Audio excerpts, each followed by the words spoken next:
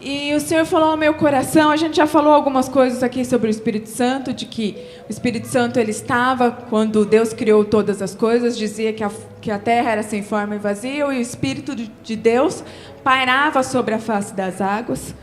E ali nós falamos também sobre o Espírito Santo Consolador, que é Ele que nos consola, que quer dizer que a palavra do Senhor diz que nós não sabemos orar e que o Espírito Santo nos assiste nas nossas fraquezas. E aí Ele intercede com gemidos inexprimíveis. Sabe o que é isso? Sabe quando nós não conseguimos encontrar palavras diante da fraqueza, das situações que nós enfrentamos? Nós temos a ajuda do Espírito Santo que traduz aquilo que nós não conseguimos falar e leva até o Senhor. Eu vi uma ministração que eu achei tão importante, e eu estudando sobre o Espírito Santo, tenho estudado bastante. Eu tenho um temor, queridos, de subir aqui e não falar só as minhas palavras, porque a minha palavra não liberta, amém? A minha palavra não tem poder de curar, mas a palavra do Senhor sim. Então eu pesquiso muito, eu sempre trago muitos versículos, porque eu gosto de trazer uma base daquilo que eu estou falando. E eu vi um estudo falando dessa questão dos gemidos inexprimíveis, que eu achei muito interessante para a gente entender como é esse gemido inexprimíveis. Nós já passamos por situações em que, algumas vezes, ou uma vez, nós pedimos: Senhor, eu não quero mais viver. Não tem mais solução. Eu não quero mais viver. Aí o Espírito Santo, ele ouve aquilo. Ele fala: não, Pai, não é isso não que ela quer. Não é isso que ele quer não, Pai. Não é isso não. Isso é desespero. Na verdade, o que ela precisa é de força, é de fé. Então, esse é o papel do Espírito Santo. Ele vai diante de Deus, como diz que nós não sabemos orar como convém. E é por isso que nós temos a ajuda do Espírito Santo, que leva até Deus, traduz aquilo que nós não conseguimos traduzir, aquilo que está na nossa alma, aquilo que está no nosso espírito. Então ele leva até Deus. Mas só dei um apanhado sobre isso, e eu falei também da outra vez que Jesus, ele reuniu os seus discípulos como ele fazia, eram amigos, discípulos, aqueles que estava preparando para continuar a jornada que ele começou aqui, de pregar o Evangelho. E ele sentou com os discípulos, ele disse: olha, é chegada a hora de eu ir, e quando eu for... E aí, quando ele começou a falar isso, acho que os discípulos já começaram, né? Seu coração já começou, o coração dos seus discípulos começou já a bater mais forte. Como assim, mestre? Você vai nos deixar? E aí Jesus diz: não fiquem tristes, porque eu vou, mas quando eu for, virá sobre vocês o Espírito Santo, e Ele estará com vocês todos os dias, para sempre, todos os dias.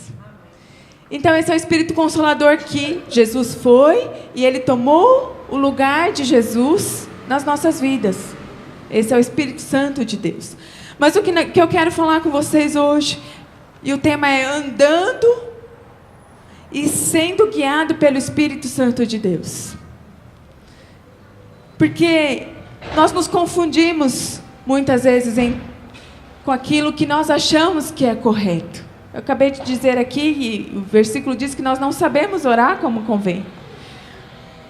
Nem tudo que nós queremos é o melhor para nós, não é? Assim como uma criança, ela não sabe aquilo que ela pode ou não pode. E muitas vezes nós não sabemos como agir. E é por isso que nós precisamos ser guiados pelo Espírito Santo de Deus. E Paulo, ele adverte lá em Efésios, se você deixa Coríntios aí, vai lá em Efésios. Efésios 4:17. O apóstolo Paulo exorta a igreja a não andar como os gentios, a não andar no entendimento dos seus próprios pensamentos. Porque nós não sabemos todas as coisas, nós não temos o controle de todas as coisas. Nós não temos o poder da vida e nós não temos o poder da morte. Mas nós servimos a um Deus que sabe de todas as coisas. E diz assim lá em Efésios 4:17: e digo isto e testifico no Senhor, para que não andeis mais como andam também os outros gentios, na vaidade da sua mente. E Tiago, olha que interessante, eu nunca tinha lido esse versículo.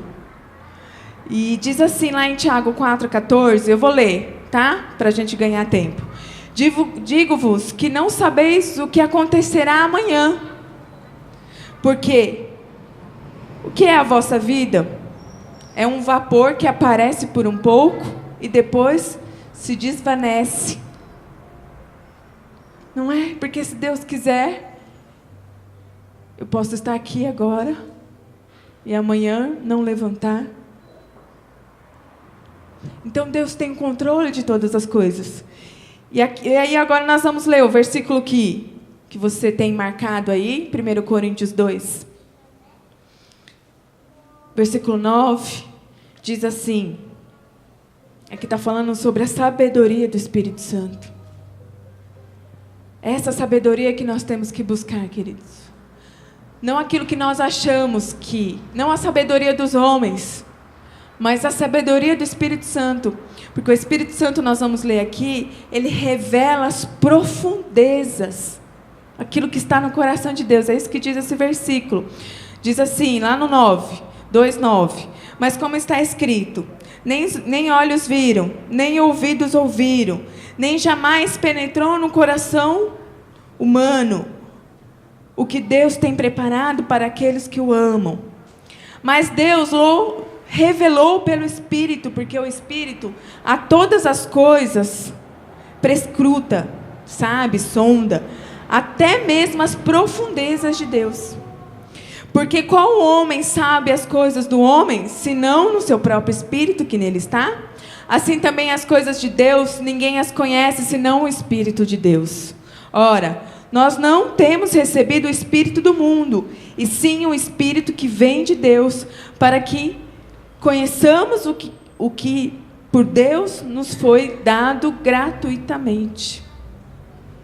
Aqui diz que o Espírito não foi dado ao Espírito do mundo. O Espírito que foi nos dado, o Espírito Santo, é o Espírito que vem de Deus, que conhece as profundezas, aquilo que está no coração de Deus. E em João 16:13 diz assim, falando sobre ainda o Consolador, falando ainda sobre o Espírito Santo, diz: mas quando vier aquele Espírito de verdade, ele vos guiará em toda a verdade, porque não falará de si mesmo, mas dirá tudo o que tiver ouvido e vos anunciará o que há de vir.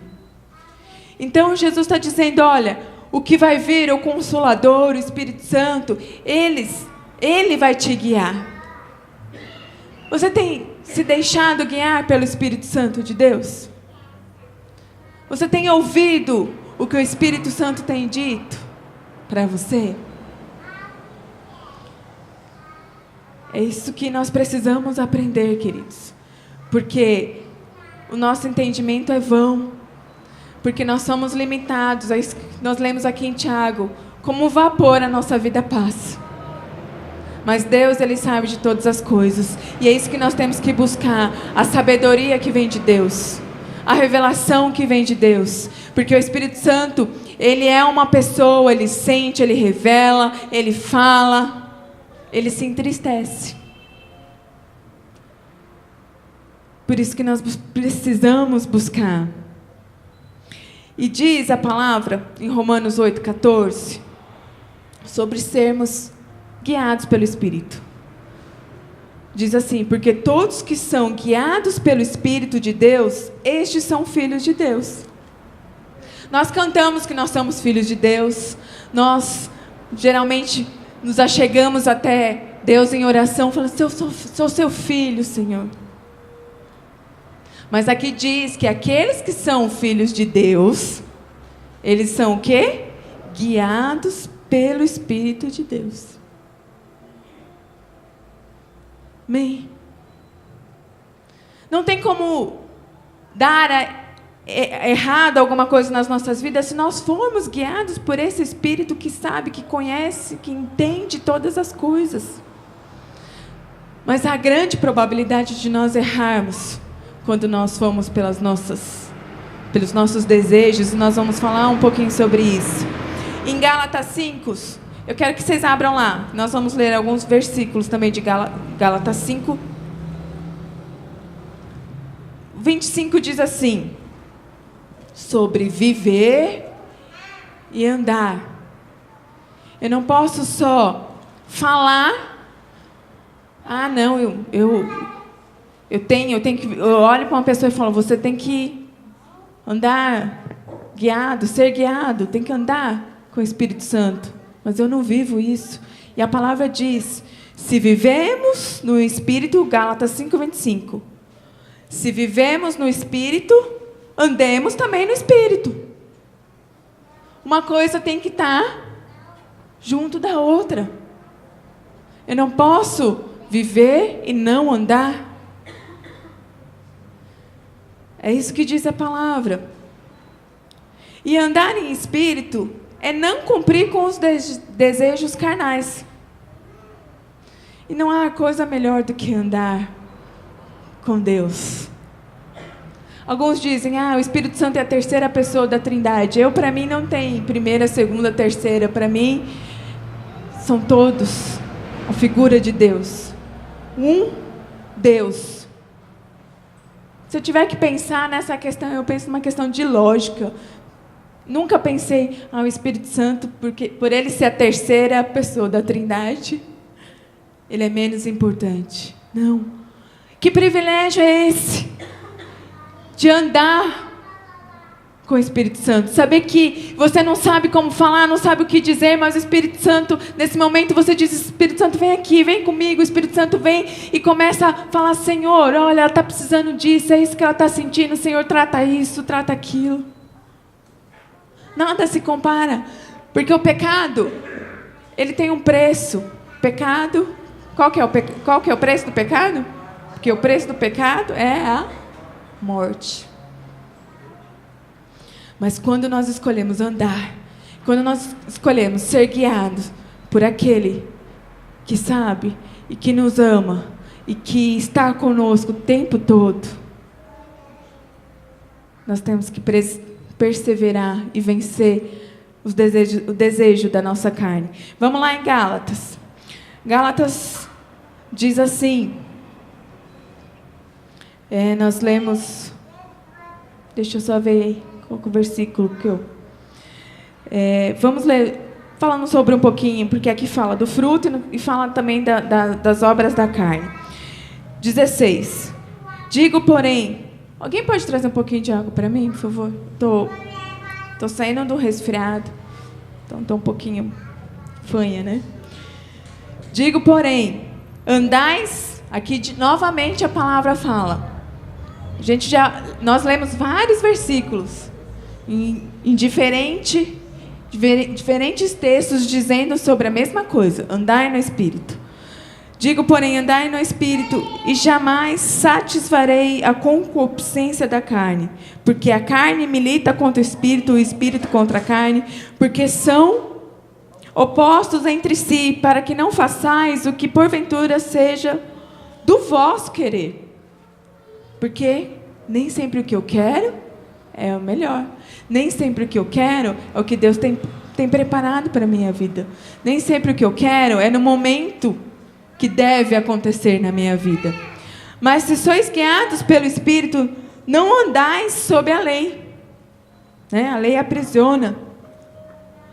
Ora, as obras da carne são conhecidas e são prostituição, impureza, lascívia, idolatria, feitiçaria, inimizade, porfia, ciúmes, ira, discórdia, dissensões, facções, tem mais, invejas, bebedice, glutonarias e coisas semelhantes a estas, a respeito das quais eu vos declaro, como já outrora, vos preveni, não herdarão o reino de Deus que tais coisas praticam.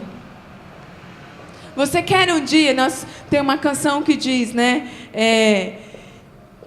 O que será que os anjos veem? E eu fico, quando eu ouço essa canção, eu fico imaginando. A pessoa, quando escreveu isso, ela ficou lá, assim, curiosa para saber o que os anjos veem. Porque diz que os anjos, o tempo todo, eles dizem: Santo, Santo, Santo.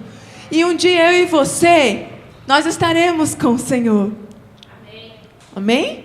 Só a Vilma? Jesus. Nós estaremos. Se nós nos afastarmos de tudo isso que nós lemos. Aí você pode dizer: é difícil. Mas não é impossível. Porque Jesus veio como homem. Jesus, ele foi tentado. Jesus, ele sofreu as piores dores. Mas ele venceu. E ele diz: assim como eu venci, vocês também podem vencer. E para isso ele nos deixou quem? O Consolador. Ele nos deixou o nosso intercessor. Ele está conosco o tempo todo através da pessoa do Espírito Santo. E agora a gente vai entrar numa segunda parte da palavra, e que uma das evidências da pessoa que anda e que é guiada pelo Espírito Santo é a parte que nós vamos ler aqui de Gálatas. É perceber se você tem o fruto do Espírito Santo. E eu vou falar um pouquinho, assim, bem rapidinho, dos frutos. Dos frutos não, do fruto. Eu fui pesquisar isso, eu falei: por que não dos frutos? Porque são vários. Né? Queria entender isso. E eu vou falar depois, por quê. Lá em Gálatas, continuando, mas, a gente falou sobre as obras da carne, mas o fruto do Espírito é amor, alegria, paz, longanimidade, benignidade, bondade, fidelidade, mansidão, domínio próprio. Contra estas coisas não há lei. E eu quero falar um pouquinho de cada uma dessas evidências. A começar falando sobre o amor. Esse aqui é mais alto, eu sou um pouquinho alta e eu fico meio curvada aqui, deixa eu usar esse. O amor, uma característica desse fruto, o amor é um amor puro, é um amor desprendido, é um amor sacrificial que Deus mostra conosco.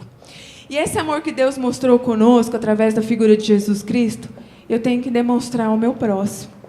Porque Jesus disse isso lá em 1 João 4,11. E aí João diz assim, de uma forma muito carinhosa, ele diz: amados, se Deus assim nos amou, também nós devemos amar uns aos outros. E aí? Enquanto nós estivermos falando do fruto e das características de cada um, eu quero que você vá identificando isso na tua vida. Porque as pessoas têm que olhar para você e têm que enxergar que você é, que você produz um fruto. E a árvore é a mesma, né? Alegria. A alegria não depende das circunstâncias físicas, financeiras. Misericórdia, se fosse depender da minha vida financeira, eu estava chorando de manhã, à tarde, à noite. Mas a palavra do Senhor lá em Filipenses 4,4 diz: regozijai-vos sempre no Senhor. Outra vez, ele diz de novo, outra vez digo, regozijai-vos. Então, essa alegria não é só quando tudo vai bem. Não é só quando você está bem financeiramente, quando você está bem no teu emprego, com a tua família. Não.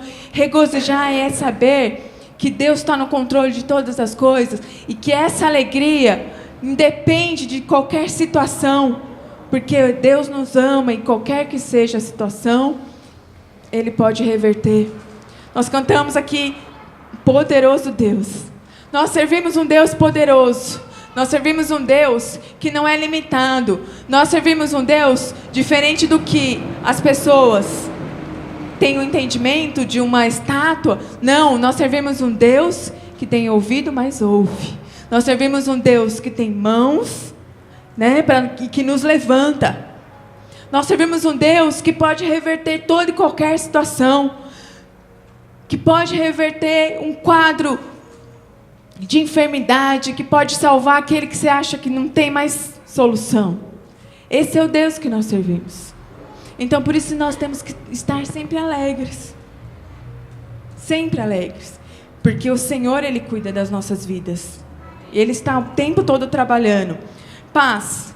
Paz, a sensação de bem-estar e tranquilidade que reflete a amizade que nós temos com Deus. Amizade. Quando você está com seu amigo aí, você não se sente bem? Não é? Tem pessoas que estão ao seu lado, só pelo simples fato de estar ao seu lado, te faz sentir bem. É essa paz. E Jesus, nesse mesmo momento que Ele está falando sobre o Consolador, Ele diz lá em João 14, 27, Ele diz: deixo-vos a paz vos dou, não vou-la dou como o mundo dá. Não se turbe o vosso coração, nem se atemorize. Esteja em paz em todo tempo. Essa paz que excede todo entendimento. A gente está passando por uma situação difícil no governo, estão fazendo reestruturação, e hoje nós tivemos uma reunião, porque eles vão reestruturar, e as pessoas estão preocupadas, porque houve uma coisa aqui, houve outra coisa ali. Eu falei para as pessoas, eu não vou me preocupar, eu não vou ficar sem dormir, eu não vou ficar desesperada, porque a minha vida pertence ao Senhor, e se Ele fechar aqui, Ele vai abrir uma porta maior.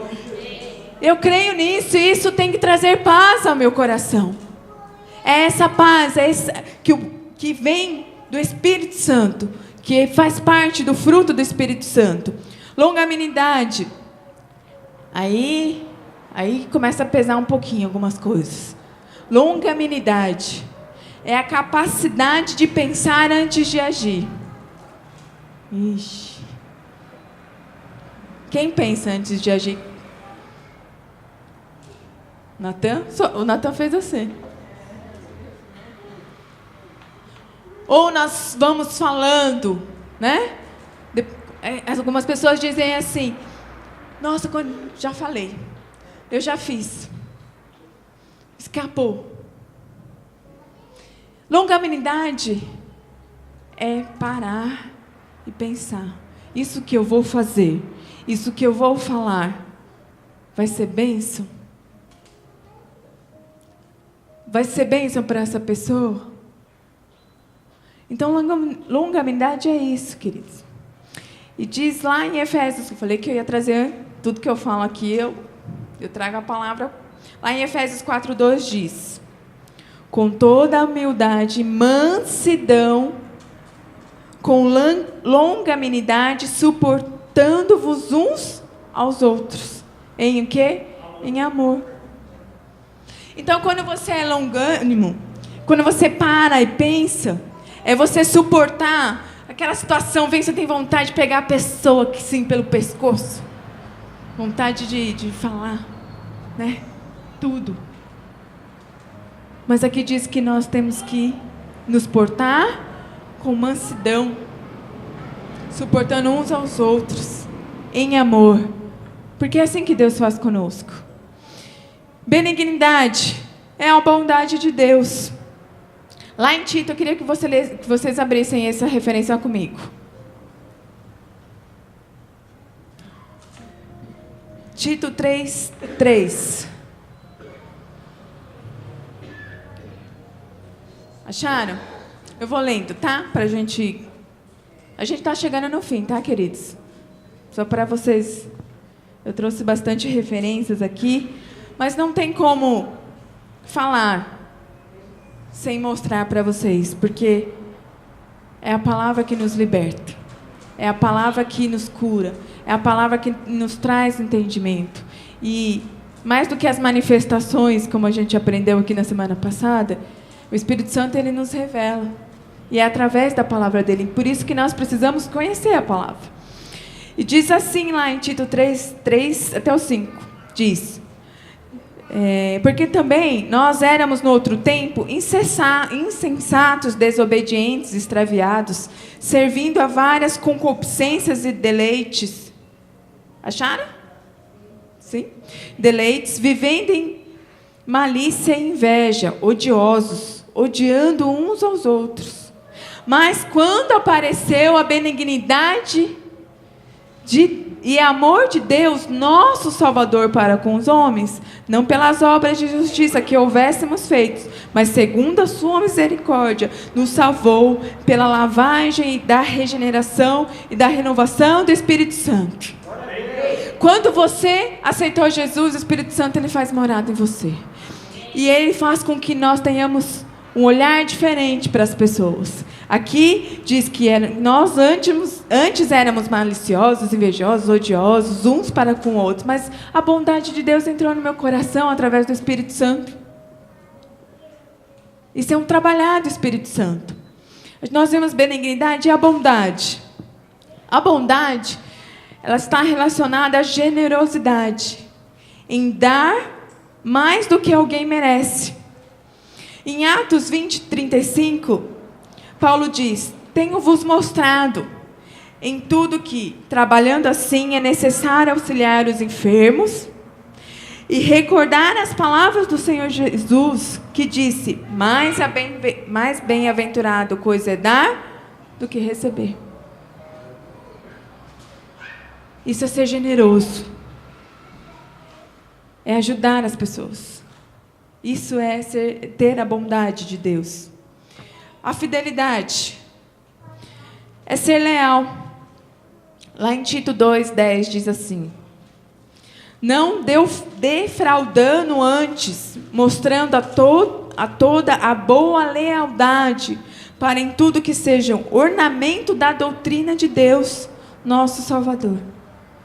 A igreja estava passando por um momento difícil, e se Paulo ele fala que nesse momento é porque as pessoas não eram leal a ele e muito menos leais à palavra de Deus. Aqui diz que nós temos que ser leais para que a gente não venha defraudar. Porque as pessoas podem olhar e falar: mas você de Deus está fazendo isso? Nossa, você é de Deus, mas você está aqui na igreja, você busca em outro lugar. Nós precisamos ser leais a Deus. Também ser leais uns com os outros. Isso também é um princípio. Se eu sou leal com Deus, logo reflete na minha lealdade, na minha comunhão, no meu relacionamento com as pessoas. Isso é ser fiel, é ser leal. Mansidão. Quem é manso? O meu Davi não é manso, não, só Jesus, mas ele está melhorando. Sabe que a mansidão, às vezes, ela é confundida com fraqueza. Ela pode ser confundida com timidez. Mas mansidão não é isso. Vamos ver o que é mansidão? Tiago 3,13. Diz assim, hoje nós estamos lendo bastante, né? Estou pondo vocês para ler. Tiago 3,13 diz assim: quem dentre vós é sábio e entendido? Mostre pelo seu bom trato as suas obras em mansidão de sabedoria. Quer ser reconhecido por ser sábio? Olha que interessante esse versículo aí fala, né? Quem dentre vós é sábio e entendido? Se você é sábio, se você é entendido, então mostre através de atitudes de mansidão e de sabedoria. E por último, domínio próprio. Domínio próprio é a capacidade de governar nossos próprios desejos. Controlar, isso não quer dizer que ser controlado, é porque vem um sentimento no teu coração, vontade de sair dando giraia em todo mundo, mas eu posso controlar. Aqui nós começamos lendo que o espírito luta com a carne e a carne luta com o espírito. É uma luta. Todo o tempo.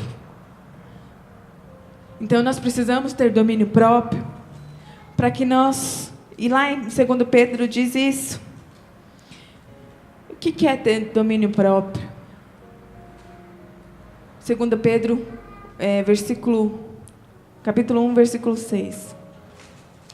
É a ciência, e a ciência a temperança, e a temperança a paciência, e a paciência a piedade. Então nós temos que ter temperança, nós temos que ter um equilíbrio, nós temos que dominar os nossos sentimentos para que eles não nos dominem. Nós temos que ser dominados, guiados, cheios. Nós temos que agir pelo Espírito Santo de Deus. Porque o Antigo Testamento vivia a promessa de que o Espírito Santo viria. E eles viram a atuação do Espírito Santo em algumas situações. Mas nós já vivemos a promessa. A promessa já está entre nós. O Espírito Santo está, ele se move em nós. Então, agora eu vou explicar e quero terminar a mensagem. O fruto, por que não são os frutos? Porque se você não tiver, é uma unidade de todos que formam um só. Por isso que é o fruto e não os frutos. Porque todos estão ligados um no outro.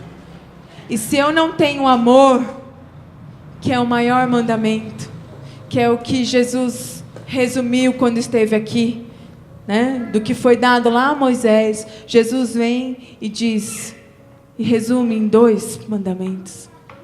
Se eu não tenho amor, eu não vou conseguir ter alegria, paz, eu não vou ser longânimo, eu não vou ser benigno, não vou ser generoso, eu não vou ser fiel, não vou ter mansidão e nem tampouco ter o domínio próprio. Então, queridos, que você possa ter entendido que Deus espera que eu e você, nós andemos no Espírito. Porque o Senhor espera que nós, por mais difícil que seja, Ele espera que nós busquemos a vontade dEle. E a vontade do Senhor, ela é sempre o quê?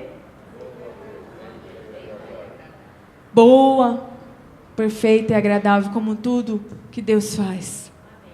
Então que você busque andar e ser guiado pelo Espírito Santo. O Espírito Santo é aquela voz que te fala suave. O Espírito Santo é aquele que acalma o teu coração. Que as pessoas possam olhar para você, viu, Fê? E falar, olha, você tem um fruto. Olha, eu vejo, você é manso. Olha, eu vejo o domínio próprio. Que as pessoas consigam enxergar isso em nós, querido. Porque isso é a evidência de que eu e você, nós andamos no Espírito. Porque o que adianta nós estarmos na igreja, mas nós não andarmos no Espírito, não cumprirmos com aquilo que Deus quer que nós façamos? Nós podemos enganar uns aos outros, mas a Deus nós não podemos enganar. Ele sonda os nossos corações. Ele conhece as intenções dos nossos corações. Ele sabe de todas as coisas. Amém? Eu quero orar com você. Feche os seus olhos. Pai querido e amado Deus, Senhor, eu te louvo e te agradeço por tudo aquilo que o Senhor falou aos nossos corações nessa noite. E nós entendemos, Pai, que nós precisamos renunciar às obras da carne.